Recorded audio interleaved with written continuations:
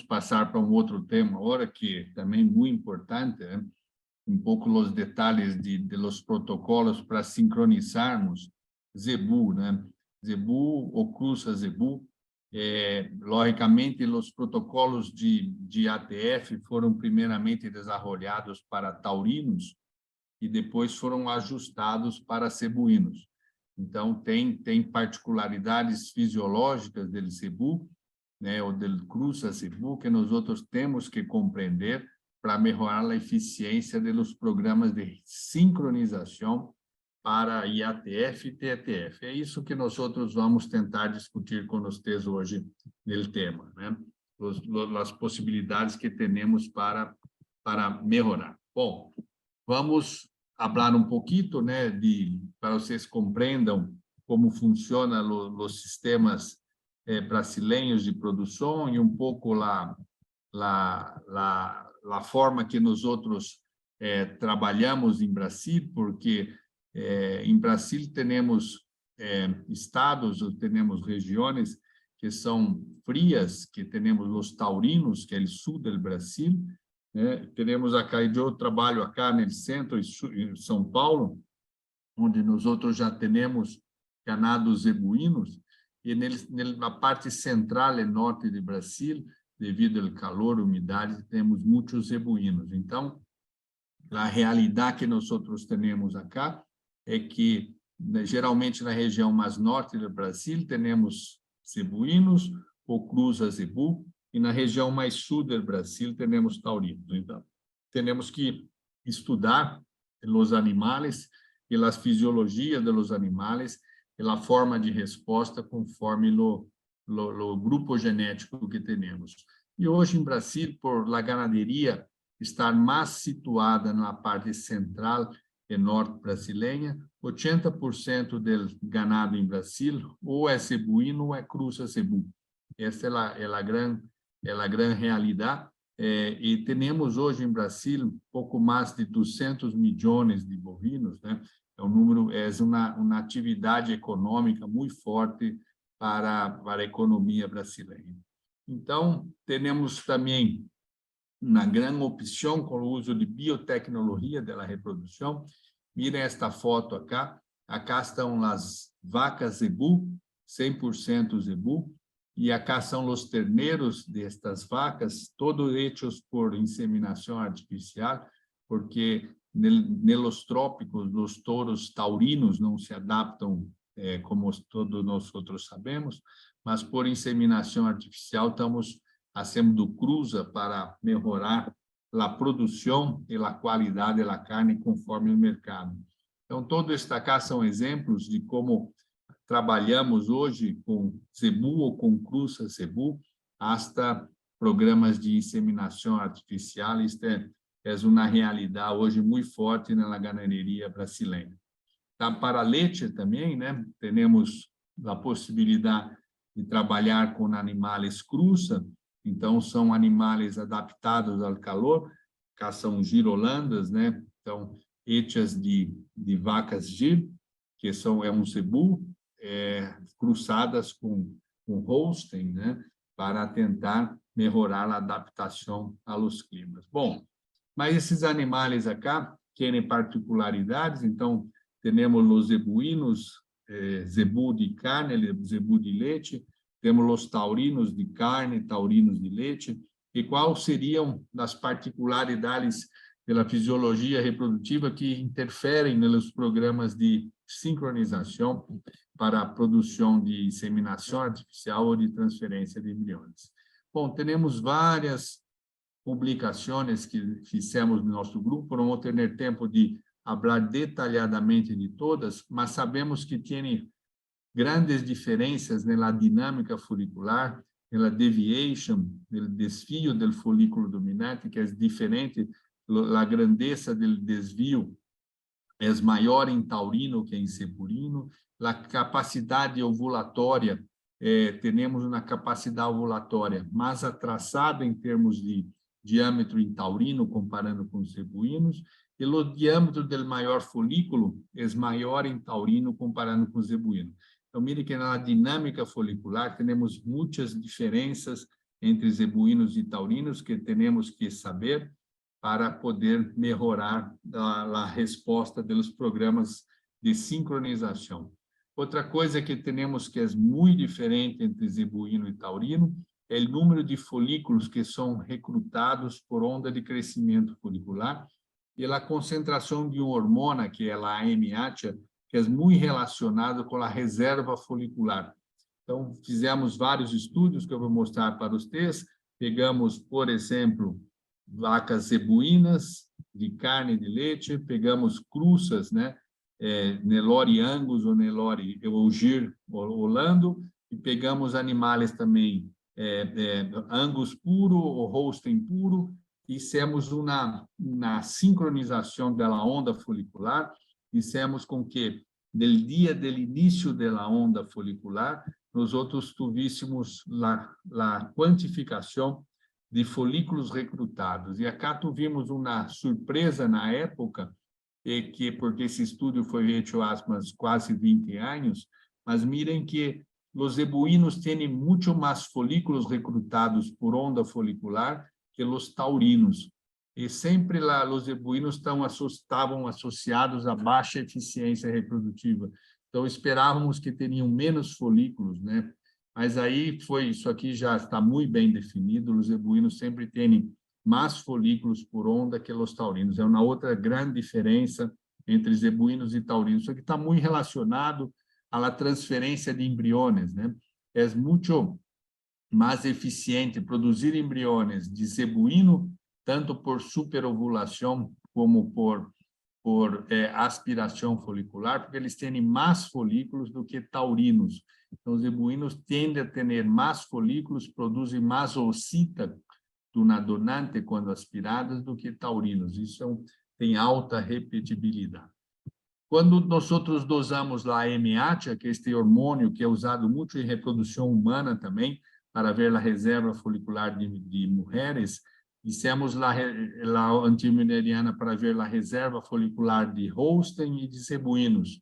E verificamos que dos zebuínos têm mais folículos, né, de 22 para 37, e tem 3 vezes mais a AMH. Então, mirem que os zebuínos têm esta hormônia relacionada à reserva folicular muito mais ativa que nos taurinos, né, que poderia estar uma das possibilidades de resposta à grande quantidade de folículos que temos. Então, para concluir também, normalmente os taurinos têm menos folículos no ovário, os zebuínos têm mais folículos no ovário, e os zebuínos têm também mais AMH comparando com os taurinos. Então, são características fisiológicas, estamos falando de inseminação, de transferência, que temos que compreender para saber as respostas aos protocolos. O diâmetro dos folículos, corpo lúteo, tudo, só para recapitular,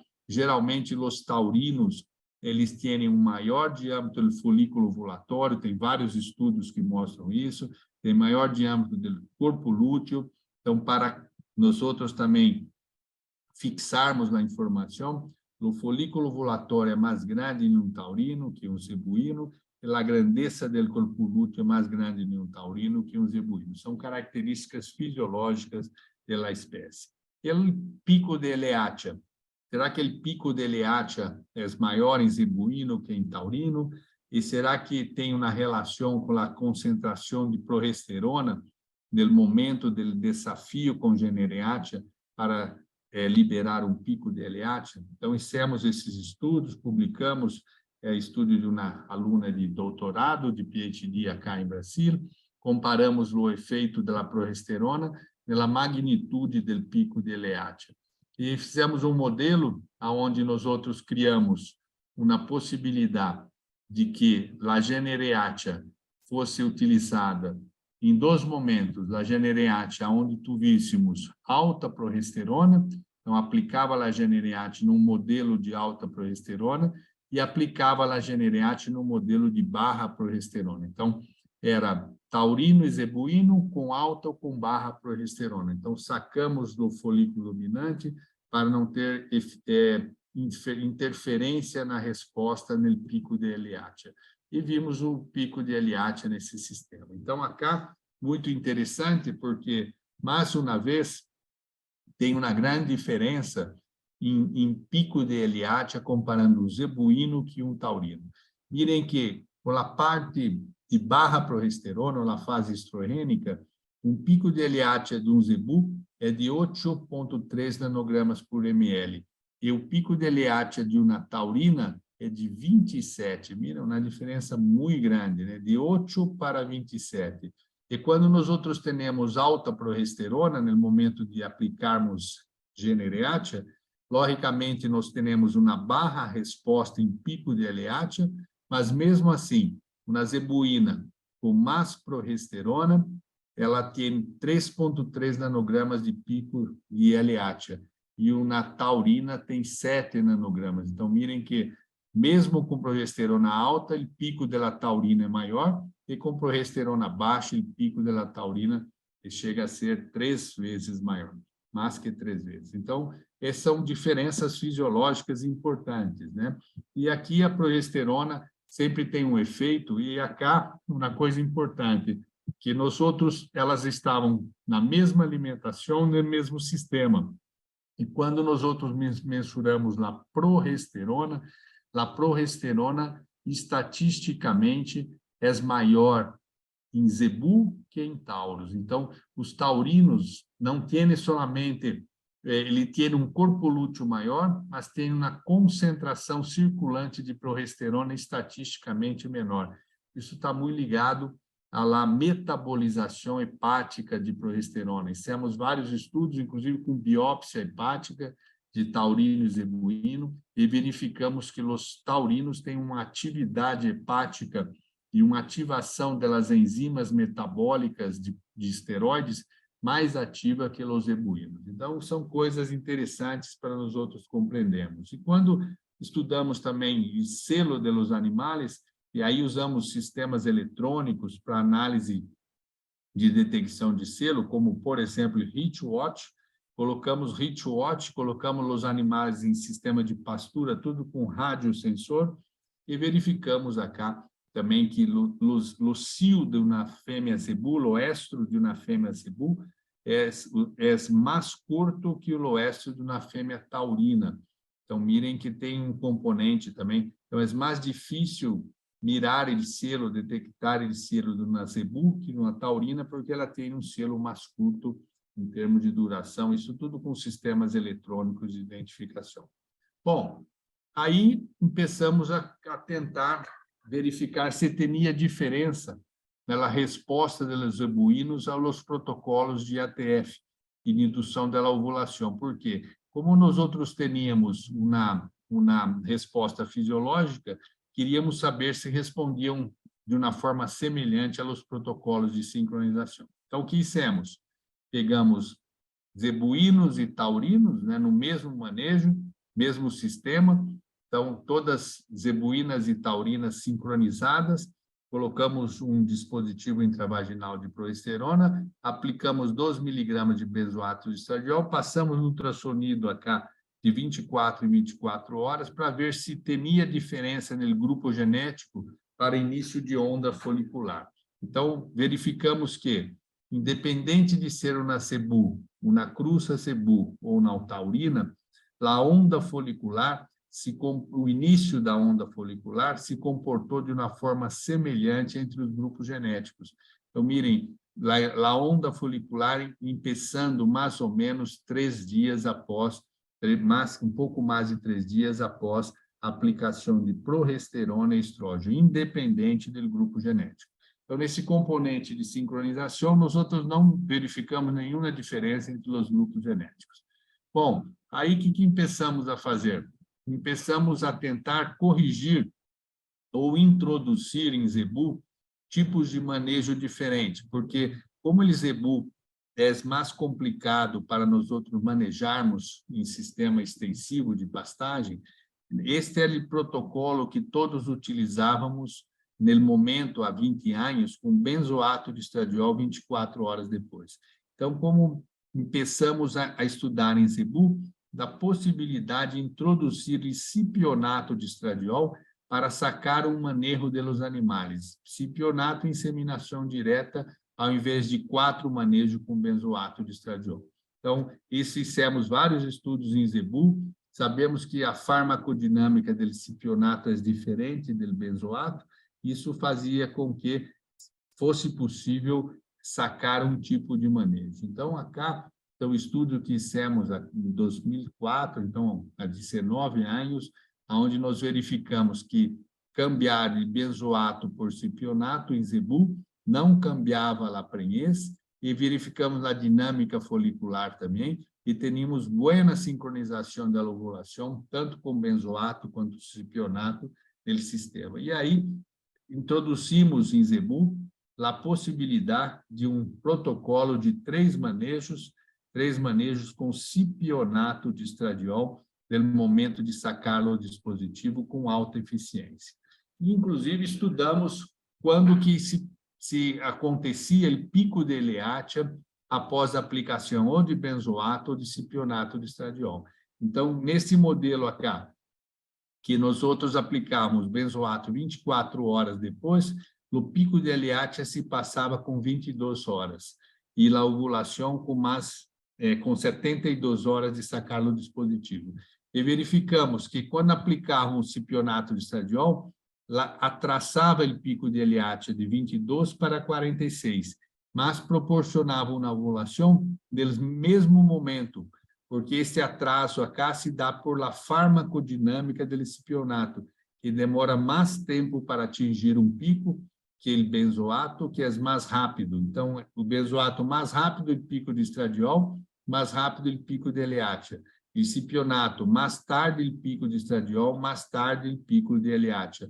Mas são exatamente 24 horas, mais ou menos, de diferença entre os dois, que fazem com que a ovulação seja no mesmo momento, quando hacemos 3 manejos com cipionato de estradiol.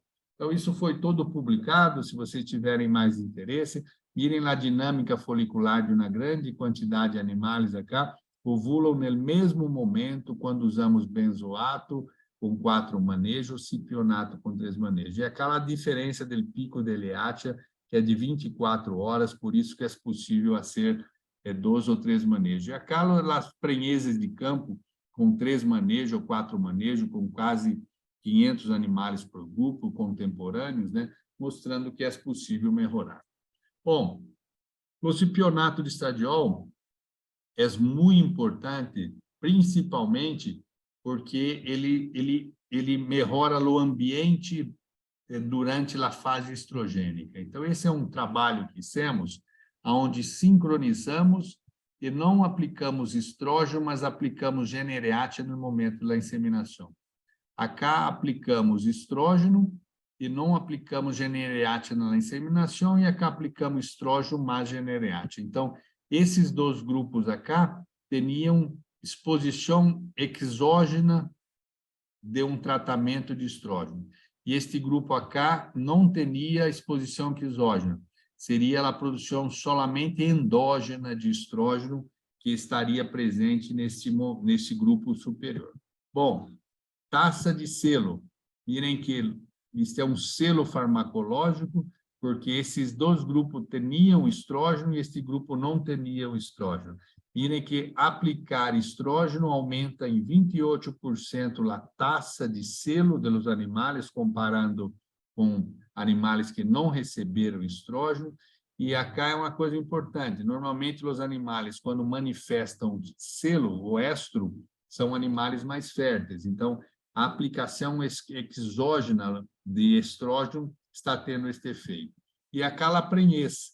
Mirem que, quando nós outros aplicamos estrógeno, comparando com animais que não receberam estrógeno, nós outros tivemos estatisticamente uma taxa de prenhez superior do que quando nós outros induzimos solamente com Genereatia. Então, mirem que em zebu, em cruza, é muito importante a aplicação de estrógeno. Se nós outros não aplicamos estrógeno, podemos diminuir hasta 25% a fertilidade dos animais, porque principalmente animais zebuínos que são criados em pastura, normalmente têm alta taxa de anestro. E os animais sem a suplementação exógena de estrógeno acabam tendo um primer de estrógeno pequeno, que fazem com que tenha comprometimento no ambiente uterino e na fertilidade. Acá, mais uma vez, um estudo para confirmar que sempre que analisamos animais que manifestam selo entre a retirada da progesterona e a IATF, são sempre mais férteis. Isso tem altíssima repetibilidade. Então, manifestar o selo significa melhorar a fertilidade dos animais. Os animais que manifestam selo têm sempre uma maior fertilidade.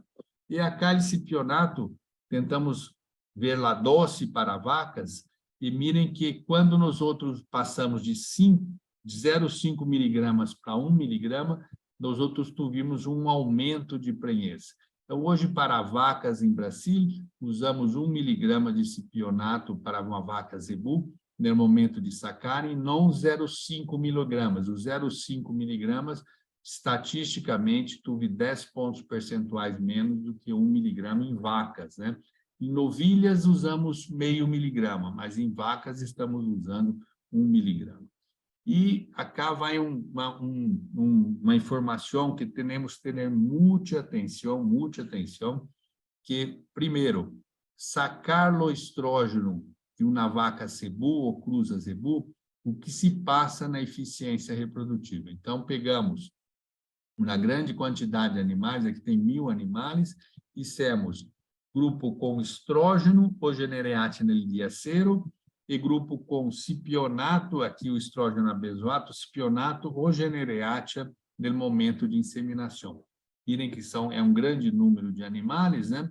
E aqui o efeito de la prenhez. Mirem, ó, estrógeno com estrógeno, 44. Genereatia com genereatia, 29. E temos as associações intermediárias. Como é um fatorial, podemos verificar que essa diminuição de prenhez acá, que é muito forte, quando sacamos os estrógenos do protocolo em zebu ou cruza zebu, se dá principalmente quando nós outros sacamos o estrógeno do dia zero do protocolo, cale 24% da fertilidade em um programa de IATF, ou quando sacamos o estrógeno, o cipionato, no momento de sacar o dispositivo, que cale 13% da fertilidade. Por que eu estou mostrando isto para vocês? Cientificamente, não tem nenhuma justificativa de sacar o estrógeno no protocolo de sincronização. O estrógeno, nas doses fisiológicas que aplicamos, é um hormônio bioidêntico ao hormônio produzido pelo folículo, em concentração fisiológicas. Então, nós temos que sempre defender a utilização de estrógeno. Pelo estrógeno em dose fisiológica, não há nenhum problema, nem para a vaca, nem pela saúde humana. Não tem nenhum trabalho científico no mundo que confirmou que tenha algum problema para os animais ou para a saúde humana. E muito pelo contrário, tem efeitos muito positivos na reprodução animal. Então, é um excelente tratamento para melhorar o ambiente uterino, e melhorar a fertilidade de vacas e aumentar a sustentabilidade da ganaderia.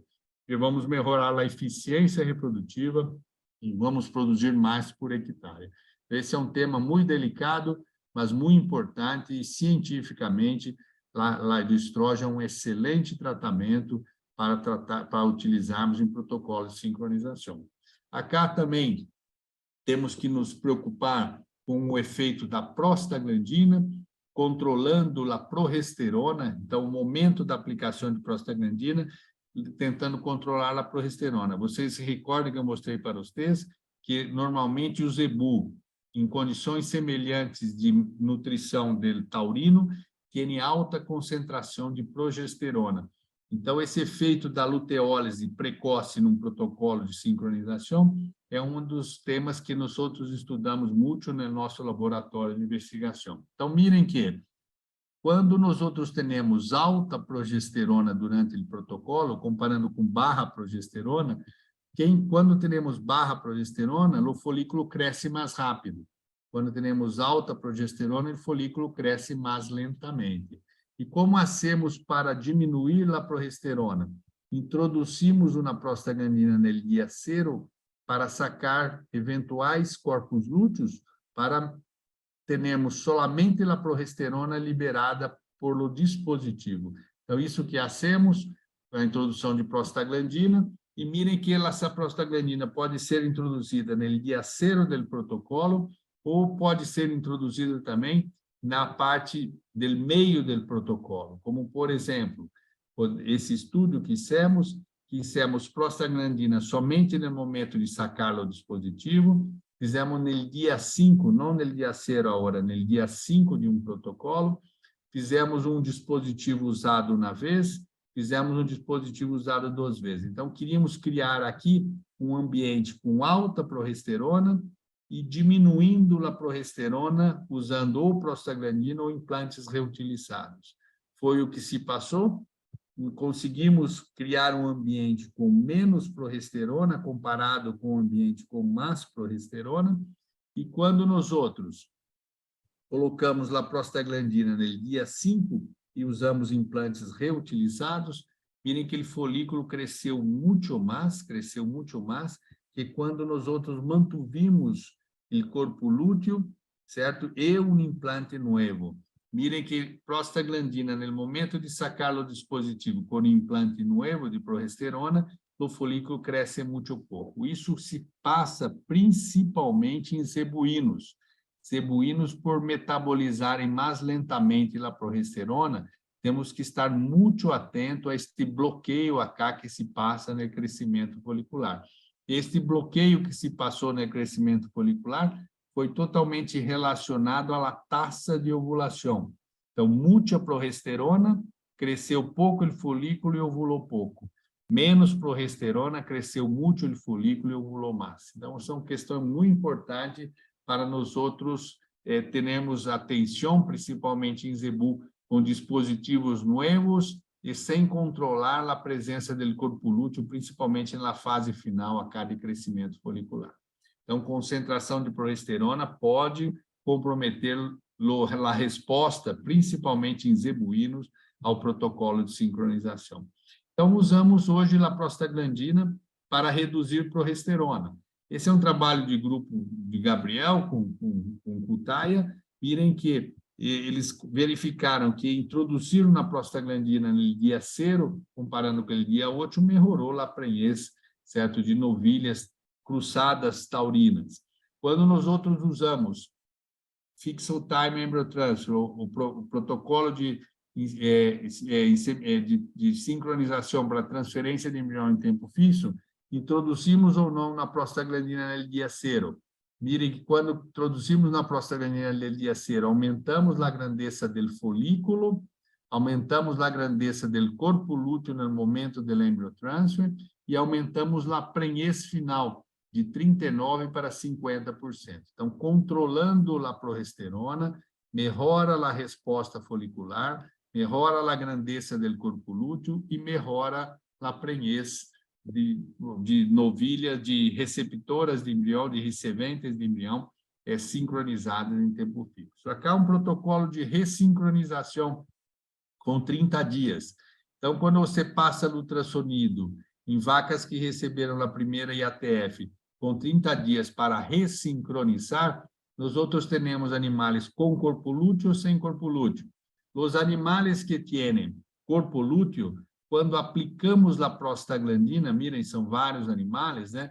Quando aplicamos a prostaglandina, aumentou a prenhez dos animais, aumentou a taxa de selo e aumentou a prenhez dos animais que receberam prostaglandina que tinham um corpo lúteo. Então, mais uma vez, mostrando que seria interessante em zebu, muitas vezes, introduzir prostaglandina ou no dia 0 ou no meio do protocolo para diminuir progesterona e melhorar a resposta, tanto em selo quanto em prenhez dos animais que foram ressincronizados ou sincronizados pela primeira vez. O selo é um grande sinal de fertilidade. O selo é tem alta repetibilidade com prenhez. Vacas que manifestam o selo, estou dizendo o selo marcado por dispositivos e não visual, ela tem mais prenhez. E vaca sem selo tem menos prenhez. São vários estudos que foram feitos, né? Mas queria mostrar esse para vocês, que é o que se passa nas vacas que têm selo quando nós outros medimos o diâmetro do endométrio uterino. Então, usamos esses ultrassonidos de alta definição para definir a espessura do endométrio uterino dos animais no momento da inseminação.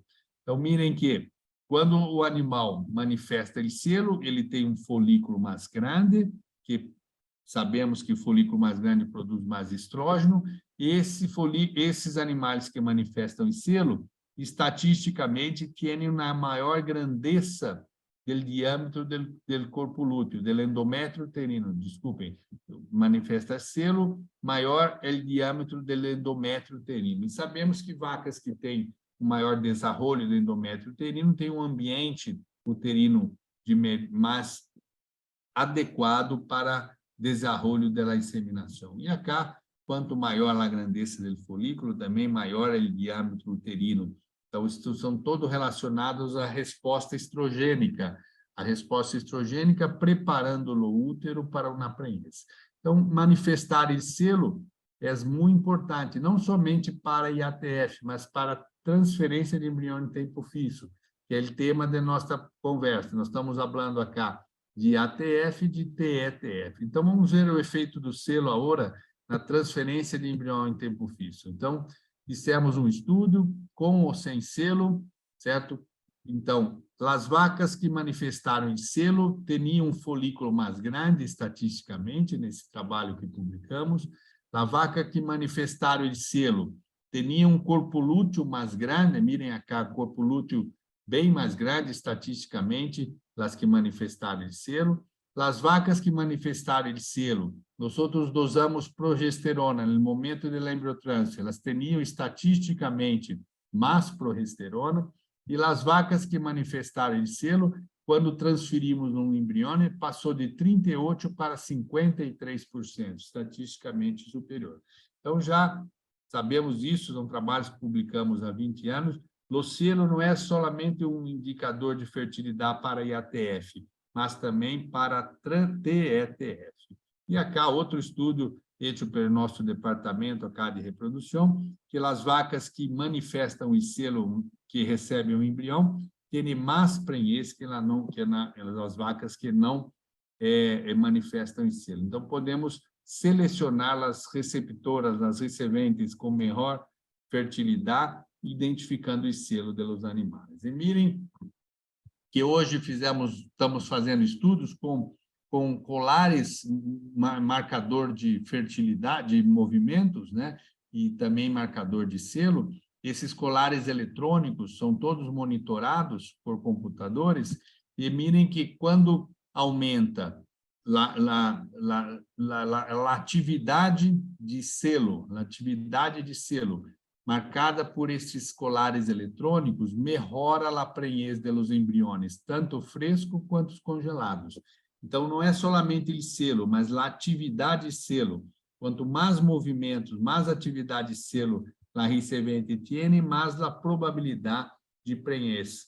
Então, a atividade selo está relacionada à prenhez. Está relacionada também à atividade máxima de selo, está relacionada à diminuição de perda gestacional. Então, são 400 embriões transferidos. Mirem as vacas que têm pouca atividade de selo, alta perda gestacional. As vacas que têm alta atividade de selo, barra perda gestacional. Então, o selo também para recebentes é um marcador de fertilidade. Então, é isso que hacemos, né? Colocamos ou monitor eletrônicos, computadorizados, ou dispositivos para tentar controlar nossas vacas quanto à manifestação de selo ou não. Fizemos um último trabalho agora com a Estrotec, para mostrar para vocês, as receptoras que manifestaram esse selo apresentaram maior taxa de corpo lúteos viáveis, maior diâmetro do corpo lúteo e maior taxa de prenhez com 30 dias, comparando com as vacas que não manifestaram esse selo pelo detector Estrotec. Então, mais um estudo que estamos publicando agora, com uma grande quantidade de animais, em mais de 500 receptoras, e tuvimos esse resultado. Então, para concluir, o selo pós-protocolo de IATF ou TETF aumenta a grandeza do folículo, aumenta a taxa de ovulação, os folículos maiores produzem mais estrógeno, aumenta o endométrio uterino, do endométrio uterino mais desarrollado está relacionado com melhor fertilidade, aumenta a grandeza do corpo lúteo das vacas com selo, aumenta a progesterona circulante, aumenta a prenhez e diminui a perda gestacional. Então, mira, é um grande marcador de fertilidade. Então, este aqui é um grande marcador de fertilidade em zebuínos, e os trabalhos também em taurinos têm alta relação entre manifestação de selo e eficiência reprodutiva do sistema. E as vacas que não manifestam selo, nós outros temos uma possibilidade de melhorar a fertilidade, que é aplicarmos Genereatia. Então, na vaca que manifesta o selo, que não manifesta o selo, se aplicarmos Genereatia no momento da IATF, podemos, quem sabe, melhorar a fertilidade. Então, esse é um trabalho que fizemos já há vários anos. Mirem que, quando manifesta o selo, por Estrotec aqui, não melhora a fertilidade a aplicação da Genereatia. Mas, quando não manifesta o selo, tivemos 7 pontos percentuais mais de prenhez, ou 19, quase 20% mais fertilidade, por aplicar uma Genereatia nas vacas que não manifestam o selo. Então, é uma ferramenta interessante. Continuamos os estudos, e acá estão em novilhas e primíparas. Mirem que acá animais sem selo, aplicando Genereatia, mirem quanto melhora. Os animais que manifestam de selo, a melhora já não é tão evidente. Tivemos uma interação, melhora mais nos animais que não manifestam de selo. E aqui, mirem que em primíparas também, tivemos acá em primíparas Nelore um aumento da Genereatia no momento da IATF, tanto nas que não manifestam como nas que manifestam em selo. Então, mirem que em algumas situações é interessante introduzir a Genereatia que não manifestam em selo, e quando o desafio é grande, quem sabe aplicar Genereatia em todos os animais. Bom, um pouco de novilhas, né? Novilhas zebuínas super precoce. As novilhas zebuínas super precoce hoje estão com 300 quilos com 1 ano de idade, então cambiamos totalmente manejo nutricional para termos 300 quilos com 12, 14 meses, e quando cambiamos em manejo nutricional, cambia a metabolização de progesterona. Então, será que nós outros estamos tendo um crescimento folicular diferente à hora dessas novilhas por estarem num sistema nutricional diferente? E aí começamos a verificar que as novilhas tratadas com suplementação ovulavam antes da IATF. Mira, 30% ovulavam antes de serem inseminadas. E as novilhas que ovulam antes de serem inseminadas emprenham menos que as novilhas que não ovulam antes de serem inseminadas. Então, mirem, esses 30% acá viram 23% de prenhez. E esses 70% que não estavam ovuladas, 43% de prenhez. Então, a ovulação antecipada não é interessante. Outro estudo, 37% de ovulação antecipada. Mirem que quem tem ovulação antecipada emprenha muito pouco. Essa ovulação é nas 48 horas entre sacar o dispositivo e a IATF. E mirem que as que não tiveram alta prenhez. Então, não é interessante ter ovulação antecipada. E acá, o que nós outros estamos fazendo para cambiar isso? Estamos acortando o protocolo de 8 ou 9 dias para 7 dias, para evitar com que se tenha ovulação antecipada em novilhas suplementadas. Com alta tecnologia, que são suplementadas, mirem que a diferença para passar de 8 para 7 dias, podemos aumentar em até 8 pontos percentuais na prenhez. Quando a novilha não está em suplementação adequada, isso não se passa. Então, toda vez que estamos melhorando a nutrição, o folículo está crescendo mais rápido, está ovulando antes. Então, temos que, às vezes, corrigir a grandeza do folículo. Isso se passa porque fizemos um estudo onde aumentamos o consumo de matéria seca de 1% para 12,5%. Mirem que os folículos crescem muito mais rápido. Então, quando suplementamos, o crescimento do folículo é muito mais intenso. É um folículo que cresce mais rápido, ovula mais rápido quando os protocolos são longos. Então, o que fizemos? Fizemos trabalhos tentando diminuir a taxa de ovulação antecipada e com 8 dias ela pode chegar a 20%, com 7 dias ela é próximo de 5%, e isso faz com que a prenhez aumente. Então, mirem, só para vocês compreenderem, um protocolo de 7 dias versus um protocolo de 9 dias, em novilhas super precoces suplementadas. Mirem que em protocolo mais curto, tu viu na prenhez cá de 8% superior, certo? Isso significa muito mais prenhez, certo? E aqui um estudo que fizemos com 8.000 animais, quase 9.000 animais, e comparando 7 com 8 dias em novilhas, com primeira IATF, com segunda IATF, com terceira IATF. Mirem que em rojo acá, estamos usando animais de 7 dias. Então, mirem que estamos tendo uma melhora em novilhas suplementadas e com uma boa nutrição zebuínas, quando estamos acortando no protocolo de 8 ou 9 dias para 7 dias. Isso se deve principalmente porque os protocolos longos, as novilhas estão ovulando com mais frequência antes de serem inseminadas. E com os protocolos curtos, isso não está se passando. Bom, a ECG é uma importantíssima ferramenta.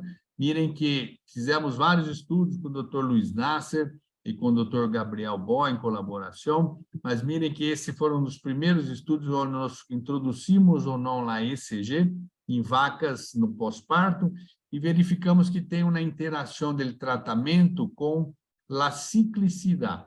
Então, verificamos se estavam ou não estavam ciclando no dia 0 e verificamos que a resposta da ECG se dá principalmente em animais que estão em anestro. Então, mirem acá, animais em anestro emprenha mais. Animais ciclando, a ECG não teve um aumento significativo. Então, a ECG é uma grande ferramenta, principalmente para animais que estão em anestro. Isso nós outros já sabemos há muitos anos. E a ECG tem um efeito luteotrófico. Mirem que todos esses animais que tratamos com a ECG aumentaram a produção de progesterona no diestro pós-tratamento. São 4 estudos que nós fizemos e nos 4 estudos tivemos alta repetibilidade, mostrando que a ECG aumenta a progesterona pós-tratamento, no diestro pós-tratamento. E muitas vezes isso está relacionado com melhora na fertilidade. As novilhas zebuínas, nós estudamos 200 versus 300 de ECG e verificamos que 200 e 300 têm a mesma taxa de ovulação, certo? Não cambia nada, a taxa de ovulação foi igual, mas sem a ECG foi menor. A grandeza do corpo lúteo foi menor sem a ECG e foi semelhante de 200 e 300, e a prenhez foi semelhante entre 200 e 300 e foi menor sem a ECG. Então, hoje, como não tem diferença 200, 300, em zebuíno, novilhas, estamos usando os 200. Em vacas, esse aqui é Lucas e Danilo, que foram alunos de Gabriel, eles trabalharam acá em Brasil usando 0, 200, 300 ou 400 em vaca zebu.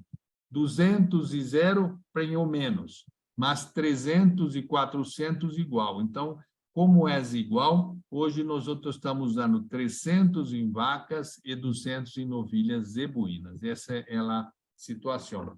E esse trabalho é um trabalho muito interessante de Zenélio, e é que esse em colaboração com os outros, aonde verificou que a dependência da ECG é mais grande em primíparas que multíparas, porque primíparas normalmente têm um grau de anestro mais forte.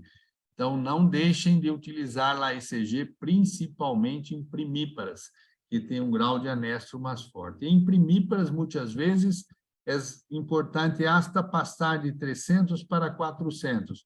Mirem que, quando as primíparas estão bem, passar 300, 400 não cambia. Mas quando as primíparas não estão bem, passar de 300 para 400 pode aumentar mais de 10 pontos percentuais na prenhez. Então, fica aí uma informação importante para vocês tomar decisão. E para novilhas, para transferência de embrião em tempo fixo, que nós outros temos? Temos que a ECG pode ser tratada no momento 5 do protocolo, no momento de sacá-lo ao protocolo. Um trabalho que fizemos com o Gabriel, com o Nasser, e acá que verificamos, muitas vezes, no protocolo de TTF, aplicar no dia 5, melhorou a taxa de prenhez final, aumentou a grandeza, aumentou a concentração de progesterona, aumentou a quantidade de corpos lúteos e aumentou a prenhez de 41 para 55. Então, quando o desafio é grande, aplicar a ECG no dia 5 e não no momento de sacar o dispositivo pode ser uma opção.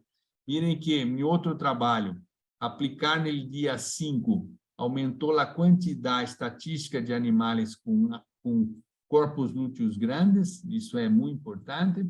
E acá está o protocolo que nós outros publicamos com o Gabriel.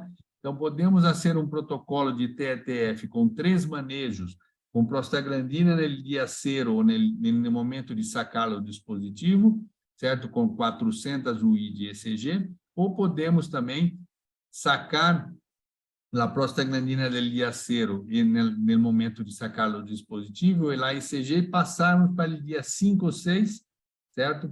Para tentarmos, em caso de desafio mais grande, aumenta o manejo, mas melhora a resposta. Então, essas duas opções, ou hacemos 3 manejos dessa forma, com 2 prostaglandina, ou hacemos 4 manejos, passando a prostaglandina, a ECG, para o meio do protocolo. Então, esses são os dados científicos sobre o tema. E, para terminar, um pouco sobre o mercado de inseminação em Brasil, nós outros passamos de 7 milhões de doses comercializadas, certo? E 1%, 0,1% de IATF por dose comercializada, ou 100 mil protocolos em 2002, passamos para 25,7 milhões de inseminações, comparando com praticamente 25 milhões de protocolo. Então, hoje é associado uma dose de sêmen a um protocolo comercializado em Brasil. Então, mirem que é um câmbio muito grande. Nós outros melhoramos muito a quantidade de vacas inseminadas e o protocolo de ATF, com que esse mercado crescesse bastante. Mirem que o custo de produção de um terneiro por IATF, uma prenhez, ou um terneiro por IATF, era de 37% há 10 anos, passou para 12% há 20 anos, há 10 anos, e hoje temos um custo de 5% de um terneiro produzido. O custo do terneiro, 5% é pelo programa de reprodução. Então, mirem que a IATF melhorou os resultados e baixou o custo para o produtor. E leite também. Há 20 anos custava 400 litros de leite na prenhez por IATF, há 10 anos baixou para 146 e hoje custa 88 litros de leite na prenhez por IATF. Isso com que a quantidade de $1, cada $1 que o produtor está introduzindo na IATF como tecnologia, tem um retorno de $4 em 2014, aumentou para $5 em 2017 e chegou a $6 por dólar investido, introduzido no sistema, quando nós chegamos em 2021. Então, mirem, muito interessante, o aumento do protocolo foi um custo menor que o aumento, por exemplo, do custo do terneiro. Então, hoje, é muito economicamente viável utilizar a IATF, comparando com monta natural, que seria a opção de produzir terneiros quando não utilizamos a IATF. E acá, um pouco do mercado de transferência de embrião em Brasil. Então, em 2000, há 23 anos, usávamos 50 mil transferências de embriões por ano. Hoje estamos usando 1,2 milhões de transferência, tivemos um aumento de 24 vezes de transferência de embriões nesse período, e mira o cambiamento, né? Em 2000, 99% era embrião em vivo, hoje 94% é embrião in vitro. Cambiamos a forma de produzir embrião. A TETF era usada em menos de 1% dos embriões transferidos, hoje a TETF é utilizada em mais de 95% dos embriões que são transferidos. Então, mirem como a IATF cresceu muito para a inseminação, a TETF cresceu muito na inseminação, e esse com que esta inovação tecnológica, tanto a FIV como a TETF, ajudasse muito, colaborasse muito para o crescimento de 24 vezes na quantidade de embriões transferidos bovinos em Brasil nesses últimos 20 anos. Então, era isso que teríamos para apresentar para vocês. Mais uma vez, Sérgio, todo o grupo de Von Frank, um prazer muito, muito grande estar com vocês, e a todos que estão nos assistindo agora. Espero que fui capaz, em pouco tempo acá, de tentar trazer informações importantes que possam colaborar com vocês para melhorar a eficiência reprodutiva pela ganaderia em América Latina. Então, graças, Sérgio, graças, Gabriel, por toda a colaboração, sempre um grande prazer. E se tem alguma pergunta, estou à disposição de vocês para responder. Muitas graças.